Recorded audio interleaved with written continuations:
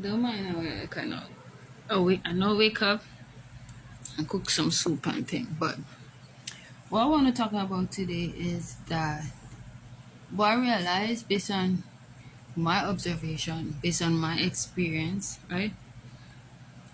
If you're with a man that you're in love with, or your boyfriend, your husband, whatnot, if you have a female friend, you could like what I does do. I'd be like, babes, I am just I just you see because that's the next thing I want to talk about just now. Right, I'm gonna talk a little bit about my brought up. See, just the fact that I hope you guys not seeing that I'm off naked just now. Right, so I'm gonna talk a little bit about my brought up. See, just to state 2 points, right? Something that happened yesterday. I talking about the experience that happened yesterday, as well as to make this point I'm trying to say, right? I want to use the toilet too. um. Okay, so the way I grew up, right? I grew up with my aunt, and you know, I she gave me social anxiety. Like I grew up to be introvert. I don't like people, and I can't be around people too long. And everywhere I go, and everywhere I work, it's always a problem because I just be nice to you today, and tomorrow I walk past you like you're a stranger. It upset people, and especially people within power. They feel like you're supposed to kiss my ass, or you're supposed to always want to please me, and I don't do that, you know. And like instead of perform, I withdraw. Okay, so I say that to say this. So because of that, because I wasn't heard when I was young, because every time I open my mouth, because they didn't understand me, I was being ridiculed, if that is the word or the term. I overanalyze and overthink and over process my own thoughts, what I feeling, and because of that, I could be able to word why I'm feeling, because I was a weirdo to my own family, into my own household. So I couldn't tell them that, hey, I was cooking. So if you see my hand on floor, I couldn't say, hey, this thing, they gonna ridicule me to say that. I wasn't the normal child, and I was putting up. They wanted me to be like everybody, and when I wasn't like everybody make fun of me.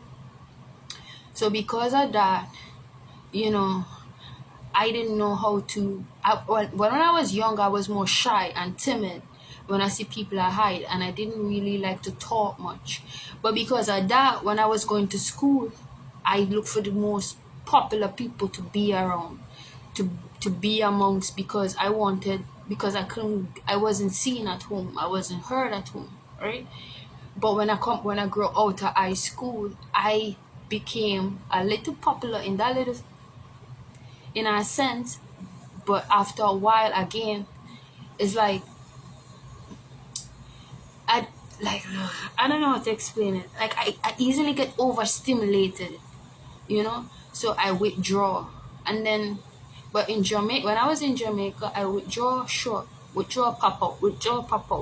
But in Trinidad, because I'm around strangers, it's like I withdraw, I just gone, I disappear.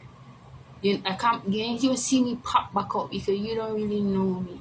I show up in this workplace and I withdraw. And because of that, people sometimes think that is weakness and want to poke the bear until they see that. You know what I'm trying to say? Right.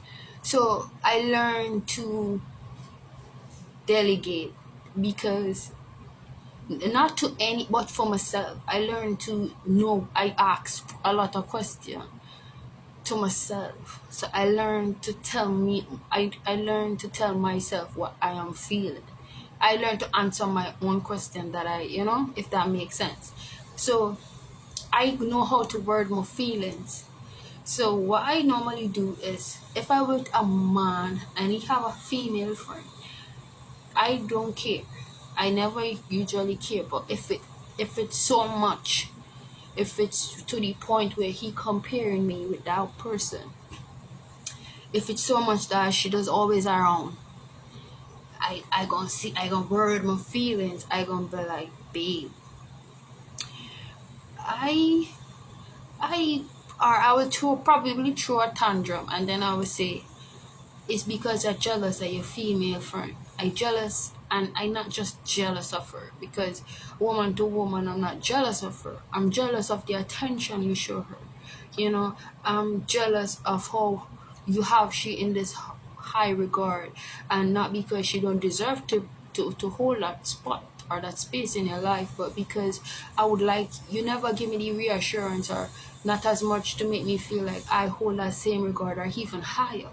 You know, and like when like oh some like most of the time when I word these things to men that I am with, like it does work, like naturally does work. But oftentimes when these niggas vex with me, when we have an argument, they throw these things back in my face. You understand what I mean? And if the argument so extreme, they gonna invite that friend over. You know, so in that moment, in that time, I had dealt with what feeling in that time, knowing that they're not deliberately doing this, or they are deliberately doing it. They're only doing this because they truly want to hurt me, because I hurt their feelings, and because I know that I wouldn't respond to that, if that makes sense. I said this, I say that to say this. Like I have a friend. I was talking to a friend yesterday, and she telling me a female about her man, female friend, and I telling her she's supposed to play unbothered, and she don't understand why. And I'm like, girl, based on my experience, as soon as you and that nigga fall out, you gon' don't be surprised if you find out that he pregnant. You end up with that female friend, and not because you really like that female friend, but because you feel like you are threatened. So the more unbothered you appears, then there's nothing much to come off that person. If that's something about that person threatening you, ask yourself why. Why am I threatened by this person? What this person have that I don't have? And you just try to work on yourself. You understand what I'm saying? Then you're gonna even sometimes you even get to see that there's something that you are sure of that that female friend could, give to that man that you can't. And sometimes with me, I realized, like for example, I was in a relationship once and there was a female friend. She was more ghetto. I am ghetto.